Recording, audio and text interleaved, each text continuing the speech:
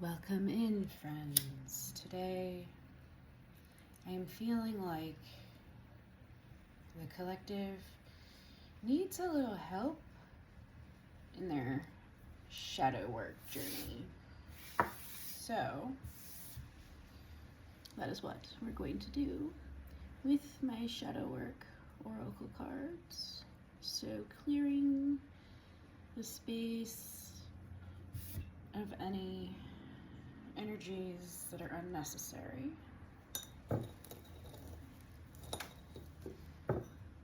When we talk about shadow work, it's often misinterpreted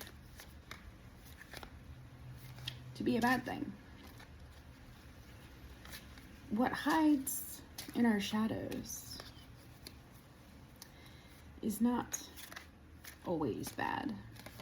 We may have done bad things we're not happy about, things we would rather not talk about or remember, and the good news is you don't need to talk about it to anyone or even tell anyone. Shadow work is a personal, internal journey. There are tons of journals online that walk you through how to do it. You are your own witness. That is simply all you need in your shadow work journey. It will help you to integrate all parts of yourself in a way that completes you so that you feel like your whole self again. Triggers don't bother you, your self-worthiness gets to its full capacity, your capacity for self-love skyrockets. And when your self-love skyrockets, so does your ability to love others. So, let's see what the energy has to say about collective shadow work and where you all should focus your time and your energy today.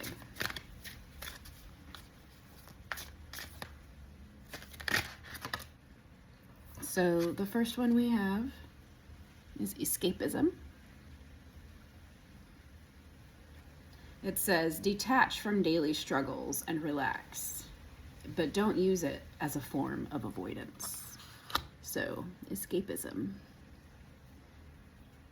And this is difficult, I think, for a lot of us because we learn to get through numb by escaping, right? That's why we numb, that's why we drink, that's why we distract with mindless movies or unconscious sex that we may not agree to, because it's anything to get our mind off what we don't want to focus on.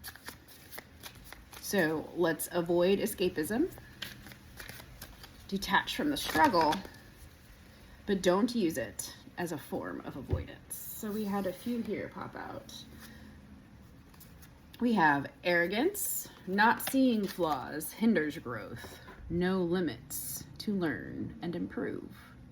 Humility, awareness, growth. So we've all had arrogant moments, right? And that's really what gets us in trouble, refusing to look at our own problems, refusing to look at what feels icky. But the problem is, eventually, those feelings just come out in other ways. So if we embrace all parts of ourselves, they are seen, they are heard, they are witnessed, and therefore able to heal. The next one we have is face inner demons. Don't be afraid of darkness. There's a light nearby. And there is light in all of your darkness. Transform and integrate. And that's really what shadow work is about. It's about transforming what you think may be a weakness into what actually might be your greatest power. The areas in life that you struggle the most, if there's a common pattern, a common heartbreak, that is where your personal power is the strongest. And each trauma that you heal from, your flame inside grows a bit brighter. The next card we got was hidden desires. Your deepest desires hold the seed of your potential. Longing, passion, fulfilled. So exploring your hidden desires is another very important part of shadow work. And realize that many of your hidden desires can be expressed in a very healthy manner.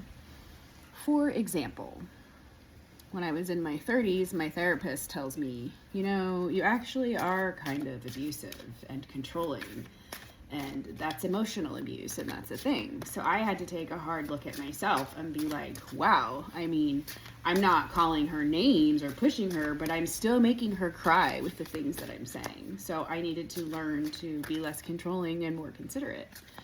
What I stumbled into shortly after that was the need for my control freak flag to fly.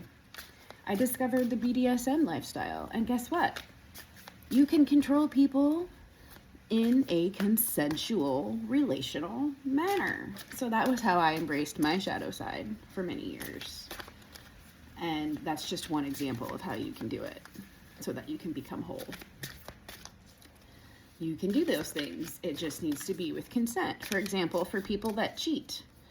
Cheating often happens because we live in a society where monogamy is played out to be the normal or what's accepted. And I will tell you why it may seem normal. It's only because that's the only choice that people have been presented with for years. How many people's parents explain to you that there's other ways to live? Ethical non-monogamy, polyamory, open relationships. They exist, and that is how you embrace your shadow without hurting anyone. So up next we have defensive, unseen resistance to unresolved issues.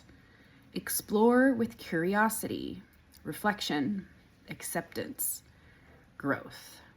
So many of us, when we embark on the healing journey, during the shadow work part, it's very difficult to sometimes not get defensive because we take offense to our wounds, because a lot of us accept our traumas and our wounding as part of who we are. We accept it as our whole identity sometimes. Many of us get stuck in the victim state because all of these terrible things keep happening to me. Well, the terrible things are happening because you're not learning the life lesson buried in the shadow, buried in the trauma, buried in the hurt. There is something to learn from every setback, every heartbreak, every betrayal, and every loss. And when you start to view life from that lens and realize your pain has a purpose, it becomes a lot easier to tolerate.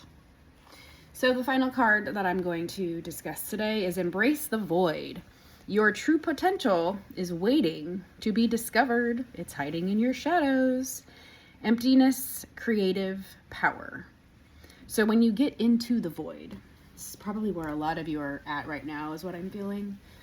You're basically in the space where the old you has stepped aside, begun to dissolve in the cocoon, but the new you has not quite yet emerged. Learn to be uncomfortable in silence.